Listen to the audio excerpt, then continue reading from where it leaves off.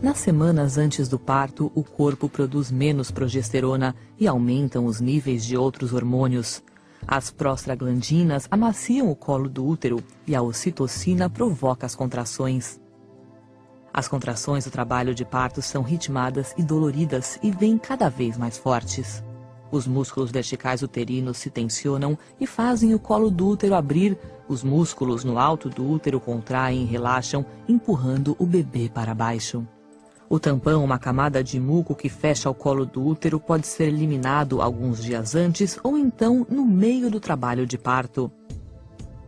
Quando a bolsa rompe, o líquido amniótico escapa, às vezes em grande quantidade, às vezes aos poucos.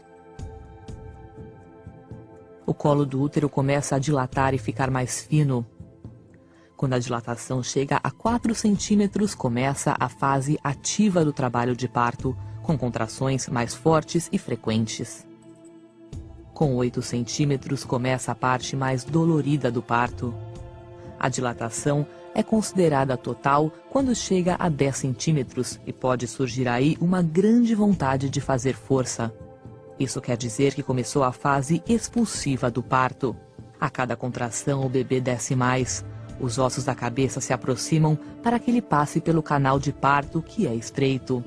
A cabeça do bebê fica visível por fora. Está chegando o grande momento. Com mais algumas contrações e um pouco de força, aparecem o rosto, os ombros e o resto do corpo.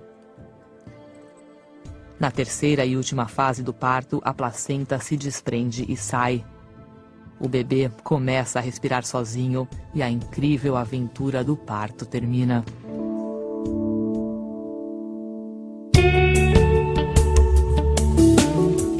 A cesariana, muitas vezes chamada de cesárea, é um procedimento cirúrgico no qual são feitas incisões no abdômen e no útero de uma mulher para dar à luz um bebê. Algumas cesarianas são planejadas. No entanto, a necessidade do processo geralmente se torna aparente após o início do trabalho de parto, quando as condições anormais que causam um parto natural não são seguras para a mãe ou o bebê. As indicações comuns para uma cesariana são distocia, placenta prévia e sofrimento fetal. Distocia, ou trabalho não progressivo e prolongado, pode ocorrer quando a cabeça do bebê não se encaixa no canal de parto ou o corpo está em uma posição desfavorável, como quando é perpendicular ao canal de parto ou nádegas, como é a posição pélvica. A placenta prévia ocorre quando a placenta que está em uma posição baixa obstrui parcialmente ou totalmente a abertura do colo do útero. O sofrimento fetal ocorre quando a saúde do bebê está em perigo iminente, geralmente devido ao fluxo insuficiente de sangue através da placenta ou do cordão umbilical.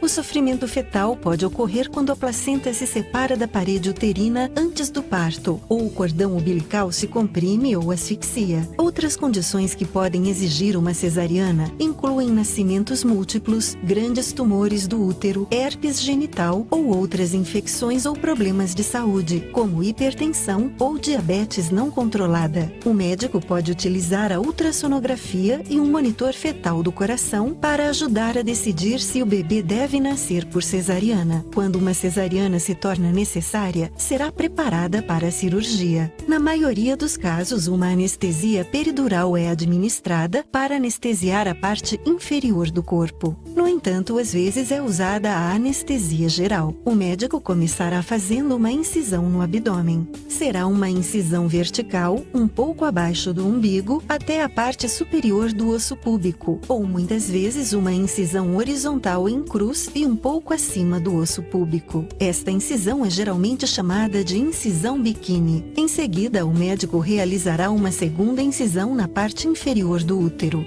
Após a abertura do útero, o médico rompe a bolsa amniótica se ainda estiver intacta e em seguida o bebê nasce. O tempo entre a incisão inicial abdominal e o nascimento é normalmente de 5 minutos.